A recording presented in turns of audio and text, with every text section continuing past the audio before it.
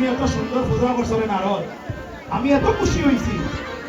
তুমি আমার কাছে যে ধন চাইবে, যা চাইবে তোমার আমি তা দান করবো। বলো তুমি দক্ষিণা কি চাও? এবার নারদ তো চতুর্গ, নারদ তো সালা।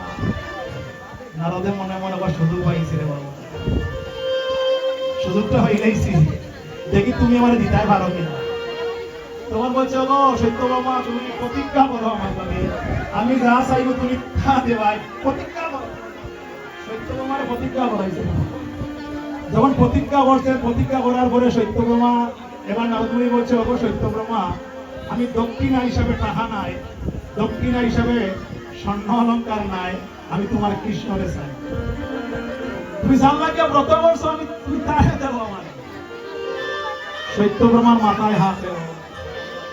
নারদে কি বললো, আমি যা সুখের লাগিয়া, যারে খাওয়ার লাগিয়া আমি ব্রত করলাম।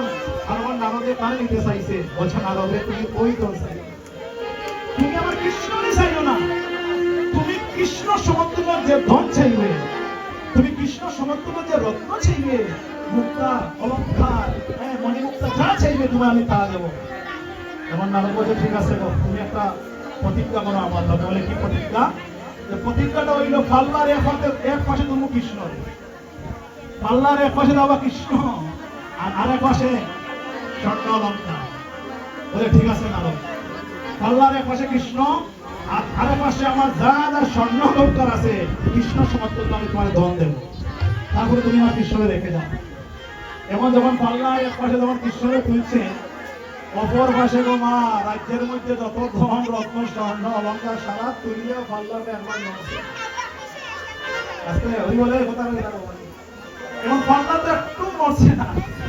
এখন নারদ সময় নাই গো ভাই, কিন্তু ওই আর গেলে দাম গিয়ে আপনার কৃষ্ণকে দিলা, বুঝছি তুমি আর দেবেন না, কৃষ্ণ সমতুল্য কিছু দিতে পারবেন, পাল্লা করেন না, তোমার দিবারে কিছু আছে বলছে বাবারে নারদ আর কিচ্ছু না। এখন ভক্ত যখন বিপদে পড়ে যায়, তখন ভক্তকে সে উদ্ধার করে। ভক্ত যখন বিপদে পড়ে, তখন আমার অনাদিরাজে গোবিন্দ ভক্তের পাশে এসে দাঁড়িয়ে যায়। এবার সত্যভামাকে এবার ভগবান কি বলে সত্য দেখালে না গো, এটা হইতো না।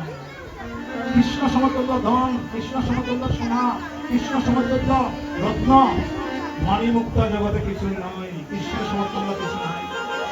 এখন ভগবান তখন দেখে বলছে একটা হাত বলো, একটা তুলসী পাতার মধ্যে কৃষ্ণ নাম দেখিয়া, আর ওই তুলসী পাতাটা কৃষ্ণ আমার পাল্লার অপর পাশে রাখো, দেখো একটা বল পাইয়া দিই।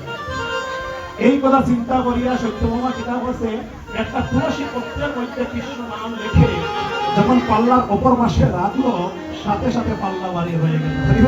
রে সাথে কি হইল? সাথে সাথে পাল্লা বাড়ি হয়ে গেছে। হ্যাঁ, এই জন্য ভগবান প্রমাণটা ওই জায়গায় রেখে গেছে, বাবা জামা হতে আমার নাম করো আর নাম হতে আমার ভক্ত বড়।